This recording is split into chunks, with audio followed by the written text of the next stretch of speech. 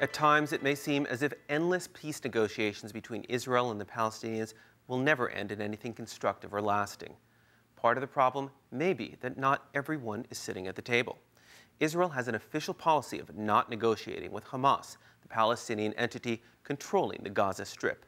In part 3 of my interview with former Mossad director Efraim Halevy, he goes in depth as to why he believes this decision is a mistake.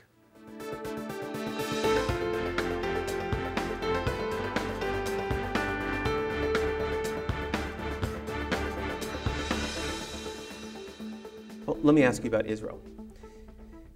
Iran, a number of these non-state actors point to Israel as their #1 grievance. If Israel were to move back to the 67 border, to give in to all the demands, completely give in to the demands, return it Jerusalem, do you think that would satisfy the radicals in the Islamic world and states like Iran? Would that end World War III? Well, first of all, World War III is not just Israel and the Arab states. World War III began in New York and in Washington. It didn't begin in Tel Aviv and Jerusalem. And Washington and New York were not attacked because of Israel. They were attacked because the United States personified the corrupt system of society and of government in the world of the non-believers. Let's remember that the onslaught of international Islamic terror was not an onslaught on Jews per se or on Israel at all. It was an attack on the United States of America. Right, although Israel is regularly brought up by bin Laden and others as one of the... Yes, but the United States was not a surrogate for Israel. The United States was the prime target. And not only that, in the basics of the Islamic international terrorist groups, if you can call it that, Israel is #3 on the list. #1 on the list are the Western governments. #2 on the list are the infidel regimes inside the Arab world, like Saudi Arabia. Right. And Israel is 3rd. Now, I'm not saying that 3rd is not a very honorable place to be. Usually it's more honorable to be #1 or #2. And I'm not saying that there's no threat to us, but let's put these things in proportion. Having said this, I'd like to come and say very clearly that I don't think that Islamic extremism would be mollified by our going back to the 1967 borders. No, not at all. I think a lot of people in the public, just general people who watch the news, have gotten pretty tired of watching negotiation, attack, negotiation, attack. You've probably gotten tired of it. You're tired. Inside of it. You have come out with statements about Hamas that I think surprised a lot of people. Hamas is considered a great enemy of Israel, and yet you've said it's time to negotiate with them. Why? First of all, I believe that it's always wise and desirable to talk to your enemy. You achieve 3 aims as a result of this. First of all, you talk to the enemy, you listen to him carefully, you have a chance to understand him better.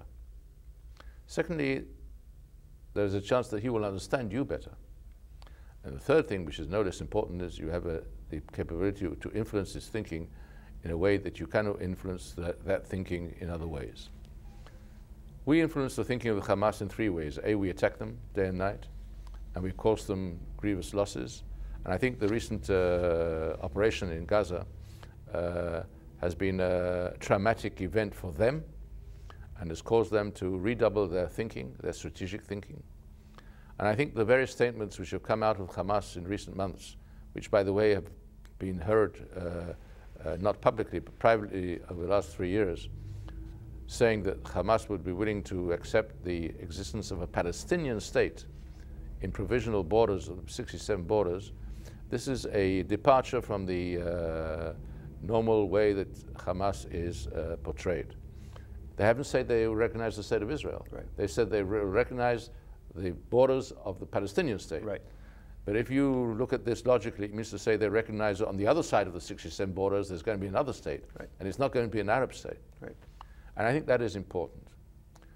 Second thing is, I think the Hamas is becoming more and more interested in being accepted as a legitimate partner in the political process in the Middle East. Right. This goes back to your idea of these non-state actors. That's right. They were essentially a non-state actor. That's right. But they want to become, some of them want to become, at a later stage, to enter the fold. And Hamas want to enter the fold. They understand that in order to enter the fold, they have to pay a price. I mean, Hamas, when they say something, whether you agree with it or not, they tend to stick to it, right? They stick to it. And when Hamas was returned with a majority to the Palestinian parliament in 2006, in the most free elections ever held amongst the Palestinians, it's not only that they had a victory, they suddenly became the government. They became the state. And they had to assume, had they been given the chance, they had to assume state responsibilities. And they're willing to do this. Now, I'll say another three things about Hamas. Yes, they're religiously very extreme, but they do not defer to a religious leader. They don't have a religious leadership. They don't go to a religious leader like the Iranians, who is the supreme leader or the supreme religious leader. They have no supreme religious leader. They are, from this point of view, a non-religious movement. They are a secular movement with religious beliefs, but they're a secular movement. And this is a very, very big difference. And the third thing is, yes, they receive a lot of aid from the Iranians, but they are being at pains every time to emphasize that they are receiving aid from the Iranians, but they are not an Iranian stooge. They receive training, they receive arms, they receive financial aid, but they are an independent group. And last but not least, when the Hamas signed an agreement with their bitter enemies in the Palestinian camp, with the Fatah, in Mecca, under the auspices of King Abdullah of Saudi Arabia in 2008.